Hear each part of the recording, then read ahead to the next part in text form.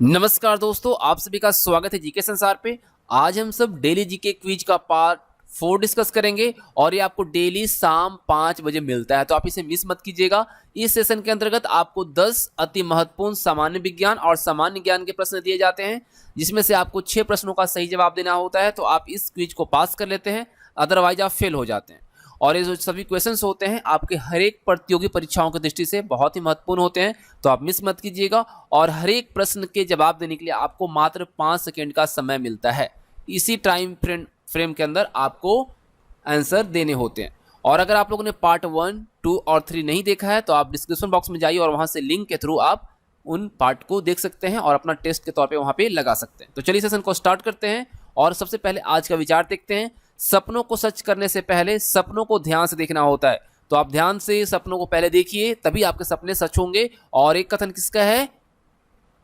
अब्दुल कलाम का। ठीक है, चलिए आगे बढ़ते हैं और पहले क्वेश्चन की तरफ चलते हैं। पहला क्वेश्चन कहता है, रामपुरवा का वृषभ शीर्ष वाला अशोक स्तंभ किस राज्य में है? बिहार, उत्तर प्रदेश या असम या फिर उड़ीसा? कहां पर है रामपुरवा का वृषभ शीर्ष वाला अशोक स्तंभ? तो आपका समय शुरू होता है अब, फटाफट आंसर कीजिए। सही जवाब क्या रहेगा यहाँ पे? तो आपका समय होता है समाप्त। सही आंसर होगा बिहार।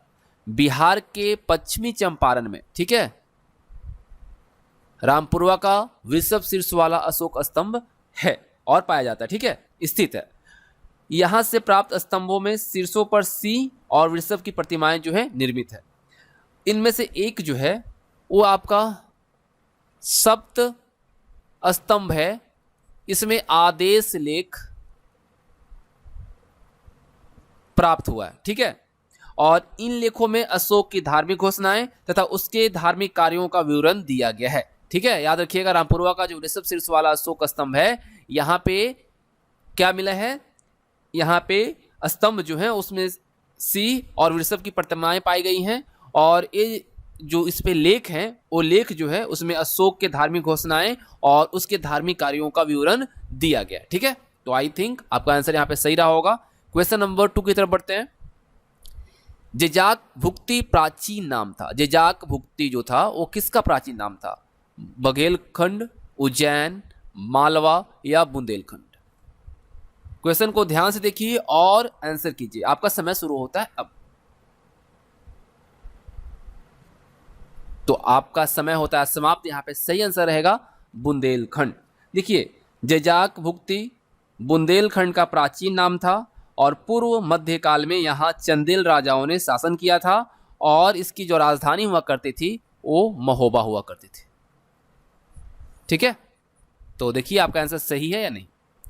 अगला प्रश्न देखिए, बंगाल में कैवर्त विद्रोह किसके राज्यकाल में हुआ था? देवपाल, महिपाल द्वितीय, रामपाल या ए और सी दोनों? यानी कि देवपाल और रामपाल दोनों के संयुक्त रूप से राज्यकाल में ऐसा हुआ था। कौन से ऑप्शन यहाँ पे सही होगा आपको फिट करनी है। आपका समय शुरू होता है अब। तो आपका समय होता है समाप्त। सही आंसर होगा रामपाल। देखिए, आपको मैं बता दूं कि बंगाल में जो कैवर्त विद्रोह हुआ था वो पाल वंश के शासक रामपाल के समय हुआ था, जिसका उल्लेख कहां पे मिलता है? संध्याकर नंदी द्वारा जो रचित है क्या? रामपाल चरित्रम, इसी में वर्णित है, ठीक है। इस चीज को आप लिख लीजिएगा, संध्याकर नंदी द्वारा जो रचित है रामपाल चरित्रम, इसी में इसका साक्ष्य मिलता है, यहीं से ये ज्ञात होता है, ठीक है। कहां पे उल्लेख है? रामपाल चरित्रम किसके द्वारा लिखा गया है? ये लिखा गया है संध्याकर नंदी के द्वारा। तो यहाँ पे ऑप्शन सी आपका सही रहेगा। अगला प्रश्न देखिए, प्रश्न संख्या 4, केवल प्रत्यक्ष प्रमाण को कौन स्वीकार करता है? जैन धर्म, चौर्क, सांख्य या बौद्ध? आपका समय शुरू होता है अब।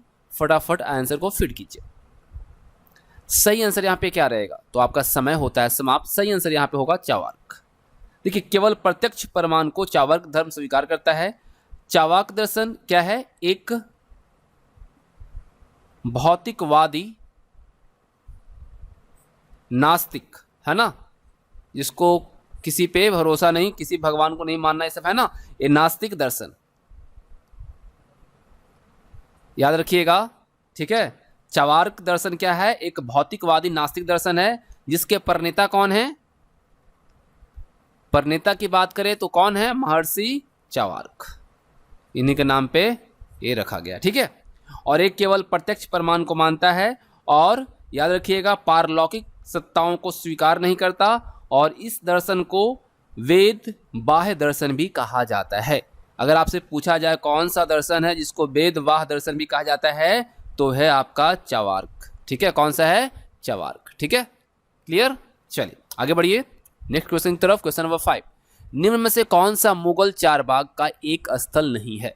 वह कौन सा ऑप्शन है जो कि मुगल चारबाग का स्थल नहीं है? आपके ऑप्शंस हैं लाल महल बारी, कुवत उल इस्लाम मस्जिद, हुमायूं का मकबरा या फिर शालीमार बाग। कौन सा है जो कि मुगल चारबाग का एक स्थल नहीं है? आपका समय शुरू होता है अब। टाइम फ्रेम के अंदर आप कोशिश कीजिए जवाब देने की। तो आपका समय होता है समाप्त। सही आंसर होगा कुवत उल इस्लाम मस्जिद। आपको मैं बता दूं कि कुवत उल इस्लाम मस्जिद जो है चारबाग शैली का स्थल नहीं है। बाकी जो आप देख रहे हैं हुमायूं का मकबरा है ना, ये जो है क्या है? चारबाग का स्थल है। और ये कहाँ पे है? दिल्ली में। कहाँ पे है? दिल्ली में है। और कश्मीर में है आपका ये शालीमार बाग। ये भी कहाँ है? शालीमार बाग का जो सीढ़ीदार चारबाग है ये कहाँ पे है? कश्मीर में, शालीमार बाग, याद रखिएगा। और आपको मैं बताऊं कि जो लाल महल बारी देख रहे हैं ये राजस्थान में चारबाग को तटीय बाग के रूप में अपनाया गया है। तो ये कहाँ पे है? राजस्थान में है। ये आपका कहाँ? कश्मीर में है। और ये कहाँ है? दिल्ली में, ठीक है। आपको कमेंट करके बताना है कि कुवत उल इस्लाम मस्जिद कहाँ है। कुवत उल इस्लाम मस्जिद कहाँ है? चलिए आगे बढ़ते हैं अगले क्वेश्चन की तरफ। क्वेश्चन नंबर 6 है, किसका श्वसन गुणांक 1 से कम नहीं होता है? कार्बोहाइड्रेट्स, प्रोटीन्स, वसा या सामान आहार। आपका समय शुरू होता है अब। तो समय रहते आप जवाब दीजिए। सही जवाब क्या रहेगा यहाँ पे? तो आपका समय होता है समाप्त। यहाँ पे सही आंसर रहेगा कार्बोहाइड्रेट। देखिए आपके अंदर ये आ रहा होगा कि आखिर है क्या। तो देखिए श्वसन गुणांक अगर हमको निकालना है ना, तो इसका एक फॉर्मूला होता है। इसका फॉर्मूला क्या होता है? Volume of CO2 eliminated upon volume of CO2 consume जो आप लेते हैं, ठीक है। तो इस तरीके से फॉर्मूला इसका है। और अगर कार्बोहाइड्रेट का देखें तो 1 होता है, प्रोटीन्स का अगर देखेंगे तो 0.9 होता है, और वसा का अगर देखेंगे तो 0.7 होता है, ठीक है। तो यहाँ पे 1 किसका है? कार्बोहाइड्रेट का। तो यहाँ पे ऑप्शन ए आपका सही आंसर रहेगा। चलिए अगला प्रश्न देखते हैं। प्रश्न संख्या 7 को, निम्न में से किस प्रकार की कोशिकाएं स्पंज में भोजन का संचय करती है? चलिए प्रश्न को ध्यान से देखिए और आप कोशिश कीजिए कि 5 सेकंड के अंदर जवाब दे पाएं। तो यहां पे आपका समय होता है समाप्त। सही आंसर होगा यहां पे थीसोसाइट्स। थीसोसाइट्स क्या है? एक ऐसी कोशिकाएं की प्रकार है, टाइप्स है, जो कि स्पंज में भोजन का संचय करती है। अगर हम देखें पिनेकोसाइट्स तो ये शरीर को बढ़ाना या घटाना इसका कार्य होता है। अगर वहीं कोइनोसाइट्स देखें तो कोइनोसाइट्स जो है ये आंतरिक इपिथेलियम बनाती है। ट्रोफोसाइट अगर देखते हैं तो ये क्या है? पोषण में काम करता है। और थीसोसाइट आप लोगों ने देखा कि ये ऐसी कोशिकाएं हैं, ऐसी कोशिकाएं की टाइप्स हैं जो कि स्पंज में भोजन का संचय करती है। तो यहाँ पे ऑप्शन आपका सही रहेगा डी। अगर आपको सेशन पसंद आ रहा है तो लाइक और शेयर जरूर कीजिएगा। चलिए आगे देखिए प्रश्न संख्या 8, खरगोश का गर्भकाल होता है। खरगोश जो है उसका गर्भकाल कितने दिन का होता है? 48 से 50 दिन, 60 से 70 दिन, 28 से 32 दिन या फिर 28 से 20 दिन। तो आपका समय शुरू होता है अब। फटाफट आंसर कीजिए कि खरगोश का गर्भकाल होता है। आपका समय होता है समाप्त। सही आंसर यहाँ रहेगा 28 से 32 दिन, ठीक है। देखिए खरगोश का गर्भकाल जो है 28 से 32 दिन का होता है, लेकिन अगर एवरेज देखें तो 31 दिन का होता है, ठीक है। 31 दिन का होता है। और कुछ का मैं बताऊं आपको, कैट का, बिल्ली का जो होता है वो 58 से 65 दिन होता है। अगर वहीं आप देखेंगे एलिफेंट का, तो एलिफेंट का जो होता है 2 वर्ष या फिर 21 महीना, ठीक है। उसके बाद अगर आप देखते हैं ब्लैक बियर का, तो इसका होता है 220 दिन। अगर वहीं हम देखें पोलर बियर का, पोलर बियर का देखते हैं तो कितना होता है 24 दिन। और कुछ अगर हम देखें ऊंट का, कैमल का, तो कैमल का जो होता है 360 से लेकर 420 दिन। अगर आपसे पूछे चिंपैंजी का कितना होता है, चिंपैंजी का कितना गर्भकाल होता है, कितने दिन का, फटाफट कमेंट करके बताइए कितने लोग को पता है चिंपैंजी का गर्भकाल कितने दिन का होता है। जल्दी फटाफट आंसर कीजिए अगर आपको आता है तो। चिंपैंजी का गर्भकाल कितने दिन का होता है, तो होता है 230 से 250 डे। ठीक है। वहीं अगर हम देखें काऊ का यानी कि गाय का, तो कितना होता है भाई 279 से 292 दिन। अगर डॉग का देखेंगे तो डॉग का कितना होता है 58 से 65 दिन, लेकिन एवरेज जो होता है, एवरेज वो होता है 61 दिन का। बकरी का कितना होता है, गॉट का, गॉट का होता है 145 से 155 दिन। जो कुछ आपके आते हैं वो चीज़ें मैं यहाँ पे आपको मेंशन कर दे रहा हूँ। ठीक है। वहीं अगर आपसे हॉर्स का पूछे यानी कि घोड़ा का, तो कितना दिन होता है 330 से 342 दिन। और ह्यूमन बीइंग का कितना होता है, मानव का, मानव का जो होता है वो होता है 259 से लेकर 280 दिन। ठीक है। ये होता है हम लोग का ह्यूमन बीइंग का यानी कि मानव का। आई थिंक यहाँ से सारा डाउट जो रहा होगा आपका क्लियर हो गया होगा, उम्मीद करता हूँ। चलिए आगे बढ़ते हैं प्रश्न संख्या 9 की तरफ। किस सातवाहन राजा ने स्वयं एक ब्राह्मण की उपाधि धारण की थी? सातकर्णी, यज्ञ श्री सातकर्णी, वशिष्ठ पुत्र सातकर्णी या फिर गौतमी पुत्र सातकर्णी? यहाँ पे सही आंसर क्या रहेगा, आपको 5 सेकंड के अंदर जवाब देना है। आपका समय शुरू होता है अब। ध्यान से क्वेश्चन को देखना है और आंसर को देना है। आपका समय होता है समाप्त। यहाँ पे सही आंसर रहेगा गौतमी पुत्र सातकर्णी। देखिए गौतमी पुत्र सातकर्णी का जो कार्यकाल रहा था 106 से 130 ईस्वी। ठीक है। गौतमी पुत्र सातकर्णी सातवाहन वंश का जो शासक था वो था कौन सा नंबर का, 23वां। ठीक है। और सबसे महान शासक के तौर पर भी जाना जाता है। याद रखिएगा गौतमी पुत्र सातकर्णी सातवाहन वंश का 23वां राजा और सबसे महान शासक के तौर पे जाना जाता था। उसने अपने को एकमात्र ब्राह्मण कहा था, है ना, ब्राह्मण की उपाधि धारण की थी और शकों को हराया था और क्षत्रियों शासकों का जो घमंड था, दर्प जो था, उसको भी चूर किया था। इसकी सैनिक विजयों की जो जानकारी है, इसके सैनिक की जो विजय की जानकारी है वो कहाँ से प्राप्त होता है, तो इनकी माँ जो थी बलश्री, इनके नासिक प्रशस्ति से प्राप्त होता है। ये इंपॉर्टेंट है, आप इसको लिख लीजिएगा। ठीक है।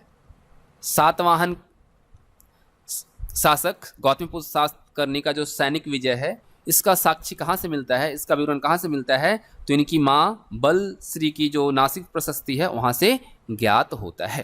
तो यहाँ पे सही आंसर जो रहेगा ऑप्शन आपका डी रहेगा। सभी सातकर्णी में आप लोग कंफ्यूज हुए, यहाँ पे सही आंसर ऑप्शन डी रहेगा। आगे देखिए प्रश्न संख्या 10। कनिष्क के सारनाथ बौद्ध प्रतिमा अभिलेख की तिथि क्या है? 78 ईस्वी, 81 ईस्वी, 98 ईस्वी या फिर 121 ईस्वी? तो जो आपको लगता है कि सही होना चाहिए आप फटाफट 5 सेकंड के अंदर फिट कीजिए। आपका टाइम शुरू हो चुका है, तो आपका समय होता है समाप्त। यहाँ पे सही आंसर रहेगा 81 ईस्वी। देखिए कनिष्क के जो सारनाथ बौद्ध प्रतिमा की अभिलेख है उसकी तिथि है 81 ईस्वी। ठीक है। और यह अभिलेख जो है बौद्ध धर्म के तत्कालीन अवस्था से जुड़े तथ्यों पर प्रकाश डालता है। और ये जो बौद्ध प्रतिमा है, अभिलेख को मथुरा से लाकर कनिष्क के राज्यरोहण कब हुआ था भाई? 78 ईस्वी में, है ना, 78 ईस्वी में हुआ था राज्यरोहण। उसके तीसरे वर्ष यानी कि 78 में हुआ, 79, 80, 81, है ना, 81 वर्ष होता है। तो सारनाथ में स्थापित किया गया था और कनिष्क के राज्यरोहण से शक संवत आरंभ होता है। आपको पता है कि 78 ईस्वी सन से ही क्या होता है, शक संवत स्टार्ट होता है। और इस वक्त कनिष्क ने क्या किया था, राज्यरोहण इसका हुआ था। ठीक है। और कनिष्क ने पुरुषपुर, जो कि अभी पेशावर के तौर पे जाना जाता है और ये कहाँ पे है, पाकिस्तान में है, इसको अपनी राजधानी बनाया था। और इसके राज्य की दूसरी राजधानी जो थी, पहला था पेशावर जो कि पुरुषपुर के तौर पर उस वक्त जाना जाता था, और दूसरी जो राजधानी थी वो था मथुरा। मथुरा का कला आपको पता है, तो मथुरा में दूसरी राजधानी इसका हुआ करता था। तो इस तरीके से जो 10 इंपॉर्टेंट क्वेश्चंस थे यहाँ पे कंप्लीट होते हैं और उम्मीद करता हूँ आप सभी ने इस क्विज को क्वालिफाई किया होगा। तो ईमानदारी से बताइएगा कितने आपके क्वेश्चंस यहाँ पे सही हुए हैं, कितने मार्क्स आपके आए हैं। और अगर आप हमारे सेशन को पहली बार ज्वाइन कर रहे हैं तो आपको मैं बता दूं कि डेली आपको शाम 5 बजे ये सेशन मिलती है। यहाँ से आप अपने जीके जीएस के लेवल को परख सकते हैं और यहाँ से अपने पढ़े हुए क्वेश्चंस को रिवाइज भी कर सकते हैं। तो अगर पसंद आया तो लाइक कीजिएगा और शेयर भी कीजिएगा। साथ ही साथ अगर पहली बार आ रहे हैं तो चैनल को सब्सक्राइब कर बेल आइकन को प्रेस कर लीजिएगा। Thanks for watching. मिलेंगे आप सभी साथ नेक्स्ट वीडियो में, तब तक आप हमारे साथ बने रहें।